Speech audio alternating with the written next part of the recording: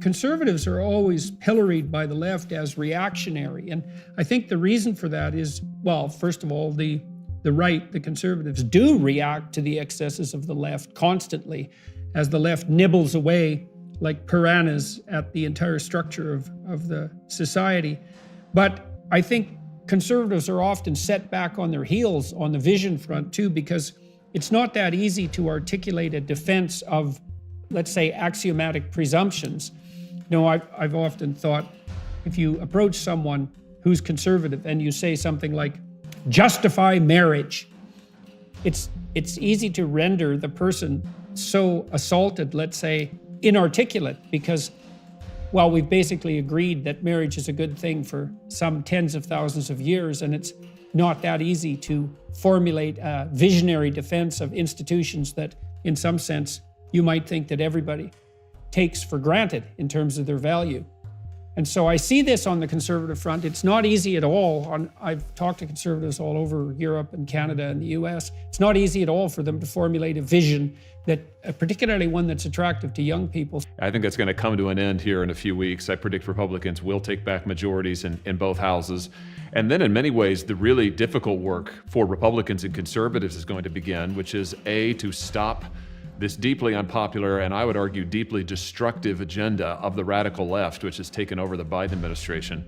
But then also we're going to have to start to put forward an alternative agenda. And that's something I think conservatives need to give a lot of thought to. I'm not sure that we've given it enough thought as a party, as a group, and it's going to be very pressing, I think. Well, I think that what we're seeing right now, what's at play in this election really is the sort of fundamental foundations of American culture. Jordan, I think what's driving American politics is culture and its society. And if you look at what the left is doing in our country, in the United States, the left is attacking the foundations of American culture and the foundations of American society. It's really a campaign of political nihilism.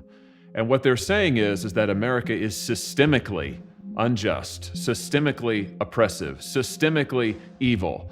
And their whole effort is, and by the way, so is our free market system. It's systemically warped. And so their entire campaign really, and their message to the American people and to young people is that we need to bulldoze it and start all over. And they want to reconstruct our society and their image. Really, there's a very French revolutionary aspect to this. I mean, it really sounds a lot like the liberals, the so-called liberals, the so-called left of the French Revolution, which was a very similar project. I think today's liberals have embraced that big time. And I think what conservatives need to say is actually the foundations of American society are very strong. The dignity of the common person, that's what our country is built on, the dignity of the ordinary working man and woman, that still is the foundation of this country. The individual liberty, the idea that work has dignity, has worth, has value, that a family is something that is a great and noble pursuit in life, that as a man you can contribute to your society and make the world a better place, that as a man and woman together you can build a haven and a home. These very fundamental foundational things I really think is what our politics is about today.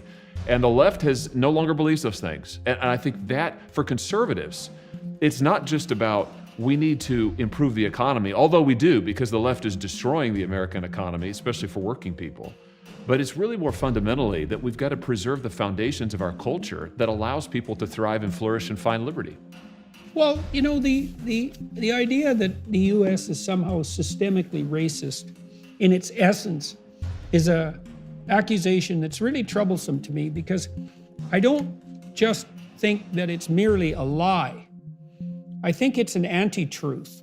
Like most lies are lies that are sort of like truth, but a little bit, they have the details are modified here and there so that people can get away with whatever they're lying about. But now and then you hear a lie so egregious that it couldn't be farther from the truth. And so what I find mysterious about all this is the credibility of the claim. So we could give the devil his due and we could say every institutional structure ever generated by human beings has a corrupt element, and it's corrupted by, let's say, the desire for narcissistic power on behalf of the people who occupy the structure.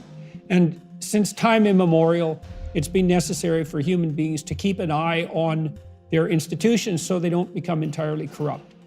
But to point out that a that institutions can tend towards corruption, let's say, as a consequence of the inappropriate expression of power, is a very different thing than to say that the institutions themselves are built on something approximating exploitation. And then when I look at the Anglo-American tradition, let's say, which the US firmly sits in the middle of, obviously, what I see is the manifestation of the only great society in human history that's been essentially anti-slavery. And so the spirit that produced, well, both Great Britain in its democratic manifestation, and then out of that, the United States, the spirit that's produced that and the autonomy that's part and parcel of that is exactly the spirit that's fought against the status quo of slavery, which is something approximating a human universal. And so I find it so utterly preposterous that this insistence has been put forward that in its essence, the American enterprise is somehow racist and oppressive, even though it might be contaminated with that, as all systems are. So I don't understand why this has become so acceptable to people. Maybe you can expand on that. Well, I think that a couple of things. I mean, the first is that there's a big difference, and you're getting at it, between thinking of the founding of the United States, let's say, as in 1776, which is indeed when the country was founded with the Declaration of Independence, and 1619, which is what the American left now says with their infamous 1619 project. Why did they pick that date? Because that's the date that the slave trade began to be practiced at scale on the North American continent. So now, if you think that 1619 was the true founding of the United States, what you're saying is the country is founded on the principle of oppression. The country is founded on the idea of exploiting some people so that other people can get ahead, and that's what America is. Now, if you think that's what America is, most fundamentally, then you probably think that America needs to be fundamentally changed and reformed and overhauled from top to bottom. And that would explain the left's program, because that's what they're arguing for today. Well, but if that is America in its fundament, then why isn't there still slavery?